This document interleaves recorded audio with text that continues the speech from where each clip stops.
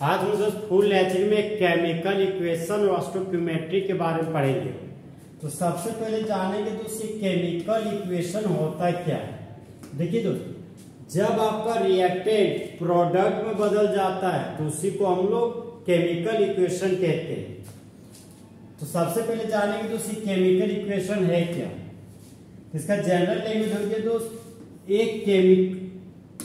General language हो गया हमारा एक केमिकल परिवर्तन के संक्षिप्त प्रस्तुतिकरण को जब सिंबल और फॉर्मूला की मदद से हम लोग दिखाते हैं तो वही हमारा केमिकल इक्वेशन कहलाता है। और दोस्त एग्जांपल में आते हैं। तो एग्जांपल के रूप में दोस्त एक केमिकल चेंज को ले रहे हैं। केमिकल चेंज के रूप में हाइड्रोजन का रिएक्शन हम लोग नाइट्रोजन के साथ कर रहे हैं और मेन प्रोडक्ट के रूप में अमोनिया बना रहे हैं। अब इसका केमिकल इक्वेशन लिखें दोस्तों। यहाँ पे देखिए दोस्तों, जिस तरह बॉयज और गर्ल्स को एक साथ स्टूडेंट कहते हैं उसी तरह हाइड्रोजन और नाइट्रोजन को एक साथ अमोनिया कहते हैं। तो जब हाइड्रोजन का रिएक्शन नाइट्रोजन के साथ करते हैं तब मेन प्रोडक्ट के रूप में अमोनिया का फॉर्मेशन कहलाता है।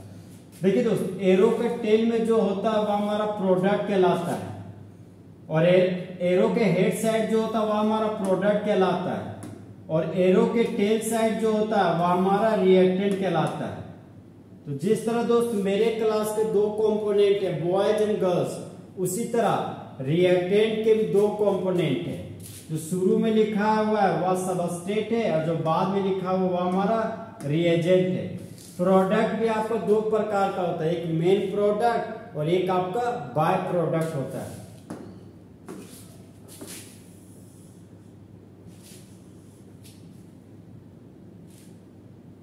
आखिर ये दोस्त स्टोइकियोमेट्री क्या है। तो स्टोइकियोमेट्री का लैंग्वेज हमारा it is the area of chemistry which involves the calculation of quantities of reactants and products। उसी को हम लोग स्टोइकियोमेट्री कहते हैं। इसका हिंदी हो गया हमारा दोस्त क्या, स्टोइकियोमेट्री यह रसायन विज्ञान का वह क्षेत्र है जिसमें अभिकारकों तथा उत्पादों की मात्रा की गणना शामिल है। उसी को हम लोग स्टोइकियोमेट्री कहते हैं।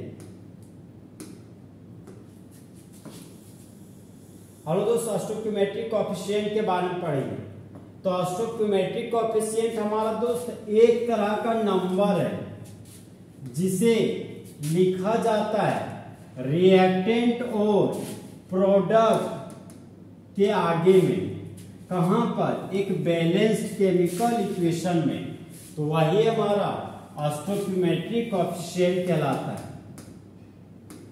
मतलब एक बैलेंस्ड केमिकल इक्वेशन में रिएक्टेंट के आगे और प्रोडक्ट के आगे जो नंबर लिखा रहता है उसी नंबर को हम लोग स्टोइकियोमेट्रिक कोएफिशिएंट कहते हैं। और दोस्त एग्जांपल में आते हैं। तो जिस तरह दोस्त बॉयज और गर्ल्स को एक साथ स्टूडेंट बोलते हैं उसी तरह नाइट्रोजन और हाइड्रोजन को एक साथ अमोनिया बोल रहे हैं। इसका जनरल लैंग्वेज हो गया दोस्त, जब नाइट्रोजन का रिएक्शन हाइड्रोजन के साथ करते हैं तब मेन प्रोडक्ट के रूप में अमोनिया का फॉर्मेशन करता है। तो नाइट्रोजन और हाइड्रोजन हमारा हो गया रिएक्टेंट और अमोनिया हो गया हमारा प्रोडक्ट। तो नाइट्रोजन का दो एटम है, यहाँ पर नाइट्रोजन का एक एटम था तो बैलेंस करने के लिए यहाँ पर 2 से मल्टीपल कर दिए गए। 3 दूना 6 हाइड्रोजन था, हाइड्रोजन 3 था तो हाइड्रोजन को बैलेंस करने के लिए 2 से मल्टीपल कर दिया गया। ये हमारा दोस्त बैलेंस केमिकल इक्वेशन है। तो बैलेंस केमिकल इक्वेशन में प्रोडक्ट के तरफ 2 मोल अमोनिया है। तो ये जो 2 मोल है वो हमारा स्टोइकियोमेट्रिक कोएफिशिएंट है और रिएक्टेंट के साइड में नाइट्रोजन के आगे 1 मोल, हाइड्रोजन के आगे जो 3 मोल लिखा हुआ है वही हमारा दोस्त स्टोइकियोमेट्रिक कोएफिशिएंट है। नेक्स्ट पॉइंट है हमारा दोस्त, स्टोइकियोमेट्रिक कोएफिशिएंट हमेशा इंडिकेट करता है किसी भी स्पीशीज के नंबर ऑफ मोल को।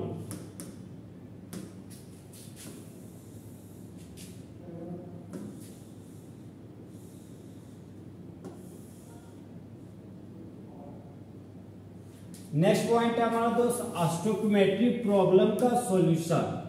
आखिर स्टोइकियोमेट्री कोएफिशिएंट पर बेस्ड न्यूमेरिकल को कैसे बनाएंगे, तो हम लोग दोस्त 4 स्टेप में उस न्यूमेरिकल को बनाएंगे।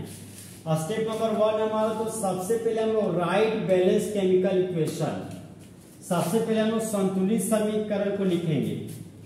स्टेप नंबर 2 है हमारा दोस्त select the species whose quantities are either given और to be calculated. Step number 2 में हम लोग दोस्त उन स्पीशीज का चयन करेंगे जिनकी मात्रा दी गई है या गणना की जानी है। फिर हम दोस्त स्टेप नंबर 3 में आते हैं। स्टेप नंबर 3 है हमारा दोस्त write down the mole mass volume of the selected species according to the equation. इसका हिंदी हो गया हमारा दोस्त समीकरण के अनुसार चयनित स्पीशीज का मोल, द्रव्यमान या आयतन को लिखेंगे। हम दोस्त स्टेप नंबर 4 में आते हैं। स्टेप नंबर 4 है हमारा apply unitary method. Step number 4 में हमको दोस्त एकात्मक विधि को लागू करना है। तो इस तरह हमारा दोस्त फुल एचपी में केमिकल इक्वेशन खत्म हो गया। तो जले हुए को आग और बुझे हुए को राख कहते हैं, और जो राख को बारूद बना दे उसे ही मासूक मार कहते हैं।